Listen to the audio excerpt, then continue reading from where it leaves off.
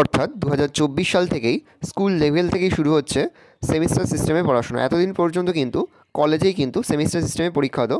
এবছর থেকে কিন্তু স্কুল লেভেল থেকেই শুরু হলো সেমিস্টার সিস্টেমে পরীক্ষা। এবার তোমরা জিওগ্রাফির অর্থাৎ ভূগোলের ফার্স্ট সেমিস্টারের সিলেবাসটা দেখে নাও, কী কী বিষয় তোমাদের থাকবে। ফার্স্ট সেমিস্টারের ক্ষেত্রে বিভিন্ন ভাগে কিন্তু সিলেবাসটা ভাগ করা হয়েছে থিওরি পেপারের। ভালো করে সিলেবাসটা দেখে নাও। আমি আস্তে আস্তে স্ক্রল ডাউন করছি, কী কী বিষয় তোমাদের থাকবে।